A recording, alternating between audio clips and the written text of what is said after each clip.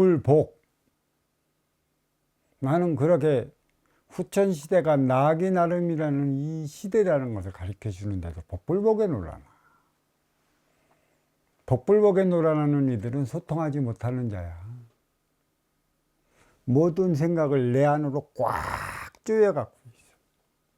소통하지 못하는 거지. 그러니까 내 고집으로, 내 자존심으로.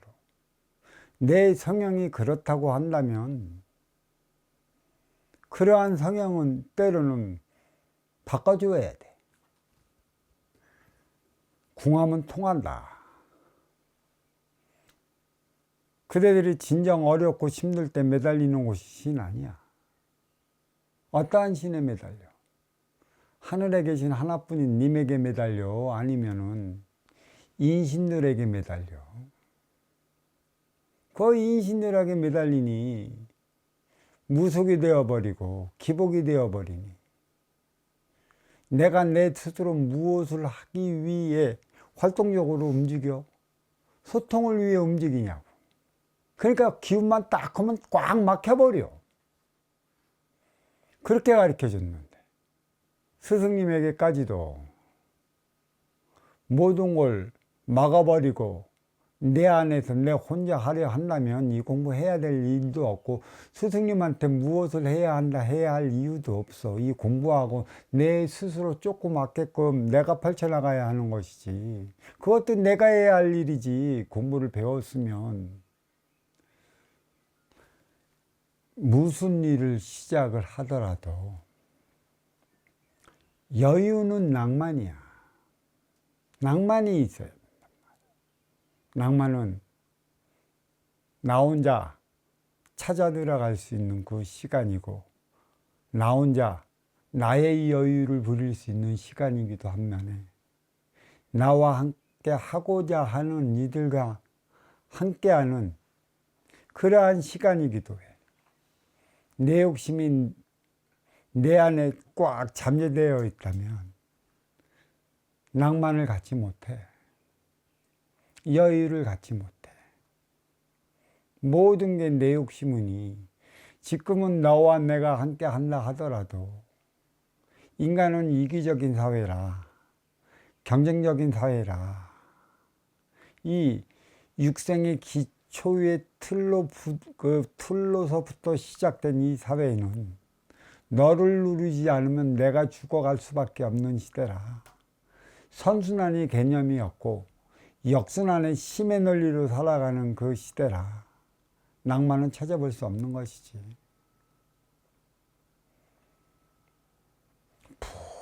푹 그 낭만을 잊어버린 세계에서 그 피어나는 그 내음은 내 욕심으로서 내가 내 삶을 옥죄요. 여유가 없는 것이야. 소통하지 못하는 것이지. 아름답지 못한 것이야. 무엇이 아름다울까? 내 삶이 아름다울까? 그 아름다운 삶은 도대체 어디서부터 시작되느냐는 것이죠. 삶의 아름다움이 무엇이야? 아름다운 삶이 무엇이라 딱히 정의 내릴 수 있는 이들이 없어요. 꽃이 아름다워? 아름답지. 그래, 장미에는 왜 가시가 있을까? 그 숱한 문제들이 일어나잖아. 근데 인간에게 있어 아름답게 보이면 자기 것으로 취하기에 똑 따가갖고 자기 책상에 꽃병에 꽂아놔. 그리고 꽃병에 꽂아놓은 그 꽃을 보면서 얼마나 아름답냐고 또 떠들어대잖아. 아름다우면 지나보지. 다른 이들에게도 그러한 행위를 하라고 분질하잖아. 부채질하지. 꽃이 아름다워. 근데 그 꽃은 인간에게 있어 방편으로 주어진 것이라 아름답지 않으면 쳐다보질 않는다고. 왜 우리가 꽃이 아름다워 쳐다보는 것이고 그 향기에 도취되어 그 꽃에 우리의 그 시선을 두고 살아가야 하는 것인가? 우리는 아름다운 삶이 뭔지 몰라. 하지만 뭔가가 너보다는 내게 뭔가가 더 가진 듯 싶고 뭔가를 너보다는 내가 더 받아왔기 때문에 너는 나보다 부족함이 없는 삶을 살아가는 것처럼 보이지. 뭔가 나보다 난 것처럼 그러한 삶을 살아가는 것처럼 보여. 우리는 그것을 가리켜 뭐라고 그래? 참 아름답다. 너는 행복하겠구나. 너는 좋겠구나. 너는 부족함이 없는 삶을 살아가는 것 같다라고 우리는 보여지는 것만으로 인해 그렇게 보는 것이지. 이목이 집중되는 삶, 그 삶이 아름다운 삶일까? 그 삶이 고통스러운 삶일까? 그 삶이 괴로운 삶일까? 그 삶이 나의 욕심을 채우며 살아가는 삶일까? 어떠한 누가 어떻게 해서 그를 어떻게 바라보느냐에 따라 달리 나타나는 문제예요. 네가 나를 본다는 것은 뭔가 너보다 내가 그 무엇인가 더 가진 것 같아서 쳐다보는 것이에요. 그러다가 어쩌다 몸짓 한번 그대보다 다른 행위를 보인다면 그게 아름다운 것이라고 얘기를 하잖아. 그래서 그 삶을 배워야 하는 것이라고 얘기를 하잖아. 그래, 인간은 지금까지 일이 살아왔어요. 인기가 인육을 쓰고 인간으로 살아왔어요. 무엇을 위한 삶을 살아가는 것인가? 무엇을 위해 살아온 것인가? 천기의 원수를 위한 삶을 살아온 것인가? 이거는 불사불멸이고 지기의 세포, 지수화풍으로 돌아가는 그 육생 인육을 위한 삶을 살아온 것인가? 꽃은 피면 집니다.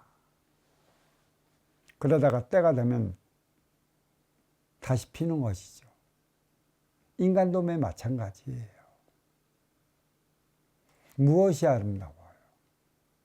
청춘이 아름다워요? 노년의 삶은 청춘을 통해 다져진 것이라 많은 에너지원이 들어있다 얘기를 하는 것이죠. 경험치를 얘기를 하는 것이고 젊은 세대들이 하는 소리가 있어요. 노인은 살아온 삶이 있기 때문에 지혜가 많을 것이라 지혜로운 삶을 살아가야 할 것이라 얘기를 하고 있어요. 그러면 여기서 우리가 보는 지혜적인 관점은 무엇이냐? 지혜는 쌓여지는 경험치냐? 주어지는 것을 찾아 쓰는 것이냐? 쌓여지는 경험치가 지혜라면 지식은 쌓아나가는 것인데 생각으로. 그러면 이 생각 차원의 지식이 나이 먹으면 지혜로 변하는 것이냐? 그리 될 수 있으면 얼마나 좋을까? 지식은 내 생각에서 일으키는 내 욕심의 발로라 유권사를 위한 육생 문명, 지수화풍으로 돌아가는 것만 생산시킨다는 것이죠.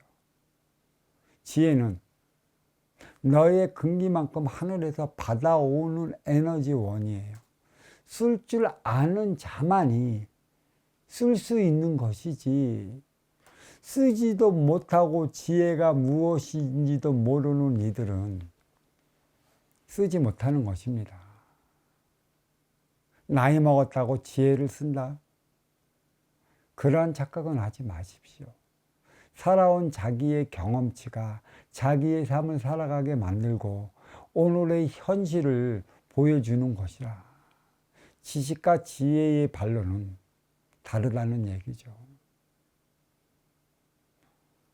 이 지혜는 써본 이들만이 쓰는 거고 쓸 줄 아는 이들만이 쓰는 것이에요. 이 지혜를 쌓고자 해서 쌓는 게 아니에요. 써본 이들이 쓰는 것이죠. 지식은 쌓아둔 이들이 쌓는 것이고 쌓아둔 것에서 꺼내 쓰는 것이 지식이라. 지식은 하나의 틀에 각에 갇혀져 있어요. 내가 모르는 것은 내가 나를 의심해. 그 의심한다는 것은 지식의 차원이지. 무엇을 알겠어? 백락 가르쳐줘도 모르잖아. 스승님은 애들 너를 보면서 얘기를 한다. 근데 그게 나의 소리인 줄을 몰라. 자기 생각에 각 그 틀에 갇혀져 있기 때문에 그 넓은 것을 몰라. 지식은 부분을 가리킨다고 그랬어. 한쪽만을 예의주시한다고 그랬어. 내 휠이 거기에 꽂히면 그것만 바라봐. 그 주변에서 일어나는 상황에 대해서는 그다지 크게 힘을 안 써. 지혜는 전체를 봐. 세상의 흐름을 봐. 지식이 시간을 가리킨다면 지혜는 빛의 흐름을 가리켜.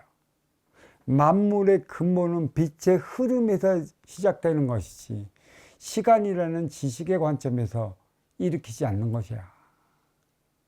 그래 결국 이 육생시대를 살아가는 인간은 시간의 틀에 얽매여 살아가고 있기 때문에 노상 시간에 쫓기며 살아가고 있어. 부분만 보니까 시간에 쫓겨. 그러다 보니 소통하지도 못하고 그러다 보니 내 생각적 차원이 거기에 머물러 멈춰버려. 그 무엇도 이해하기 힘든 것이지. 부분을 봐라. 그러면 나를 위한 삶의 차원만 보는 것이지. 너무나 바빠. 나를 위해 살아가려 하다 보니까 전체를 받아. 너를 위해 살아가는 차원이야.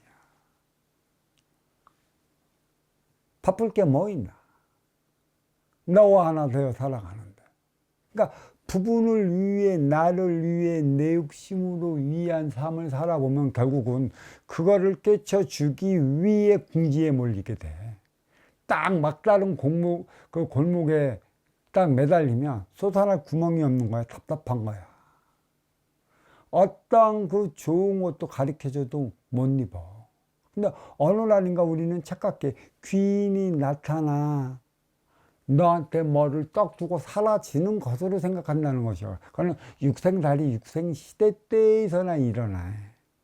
그 인생살이 인생시대는 말법, 말에서 법이 나오는, 또 말에서 법이 나오는 만큼의 그 말이 떨어진 만큼의 나의 행위의 결과를 나타내는 시대라. 그 행으로서 나의 살 길이 나타나지는 것이고 그러한 행을 해보라고 가르쳐 주는 게 귀인이야.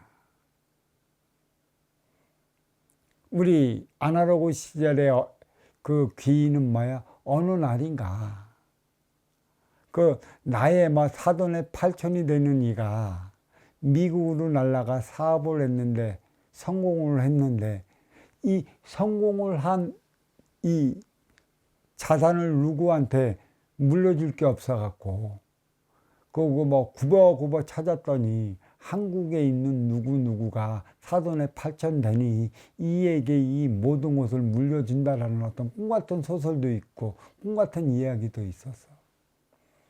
특히 그 제일동푸들이 일본에 넘어가 사업에 성공을 했는데 자기의 친후 친척 씨앗이 이 한국에 있어요. 그에게 얼마만큼 재산을 물려주고 그 물려주는 만큼 그는 그 행위를 다 한다고 또 갔어. 그러한 기인들을 찾잖아. 또 실제적으로 없지는 않았어. 없지는 않았기 때문에 그들의 이야기가 나온 것이지. 결국 그들은 뭐야? 복불복. 지금은 로또를 사는 거랑 같다고 그러지. 로또를 샀어.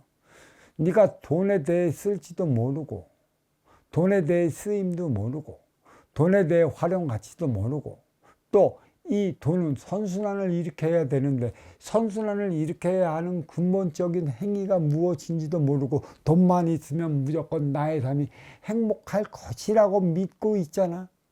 그걸로 인해 죽을 때까지 나는 행복한 삶을 살아갈 것이라는 자가당착에 빠져 살아가고 있어. 쓸지 모르면. 그 육생약, 그 재와 보물은 결국은 똥이 돼. 똥에는 뭐가 많이 모여들지? 똥파리들이 많이 모여들어.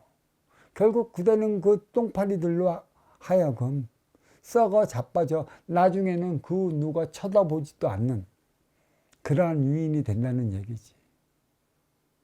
쓸 줄도 모르는데 왜 주겠어?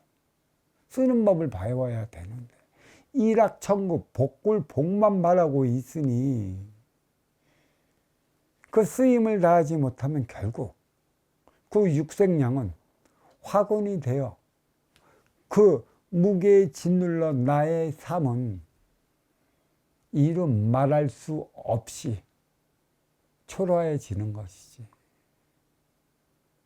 무엇이 귀인일까? 진정 무엇이 귀인일까? 쓰는 법도 모르는데 막 줄까? 소통하지도 못하는데 막 줄까? 내 안에 내 욕심으로 꽉 차여져 있는데 그것을 줄까? 주면 어찌 되는지 뻔히 알잖아. 왜 이 소리를 얘기를 하면 왜 이 소리는 내 소리가 아닌 것처럼 생각을 해? 여기 지금 오늘 우리 도반과 이 도량에서 공부한 우리 제자들 잘 알아. 그렇게 가르치는데도 모르면 너는 거기서 네 부분에 머물러 멈춰버린 것이야. 부분에 멈췄다는 것은 그 뜻이 뭐야? 내 욕심에 내가 사로잡혀 앉혀있기 때문에 앞길이 막막하다. 그래서 대자연이 궁하게 만드는 것이지. 왜 궁하게 만들어? 궁하지 않으면 궁하게까지 몰고 가지 않으면 그대가 얼마나 소통하지 못하고 살아가는지, 내 고집으로 살아가는지, 내 욕심으로 살아가는지, 나밖에 모르는 삶으로 살아가는지, 나를 위해 살아왔으면 너를 위해 살아가는데 죽을 때까지 요거만 갖고 있어. 결론은 물어보면 그래. 아니요, 너를 위해 살아가려고 그랬어요. 그 뭘 너를 위해 살아가? 네가 네 욕심으로 네가 갖고 있는데 네 삶의 안위를. 그래서 기복에 빠지지 말라고 그러는. 아니요, 저는 기복에 안 빠졌어요. 말할 때마다 물어볼 때마다 반어법을 나는 안 그래고 너를 위한 삶을 살아간다고 했는데 가만히 지켜보면 모두가 내 욕심의 발로 내 욕심에서 내가 무척 그 차원에서 헤어나지 못해. 그걸 시켜도 나중에 그에 따른 그 표적이 그대로 들어갈 것입니다. 부부는 내 생각이요. 전체는 너를 위한 마음이다. 내 앞에 또 욕심 부리지 말라라는 얘기예요. 이 공부는 나를 위해 살아왔으면 너를 위해 살아가기 위해 하는 것이에요.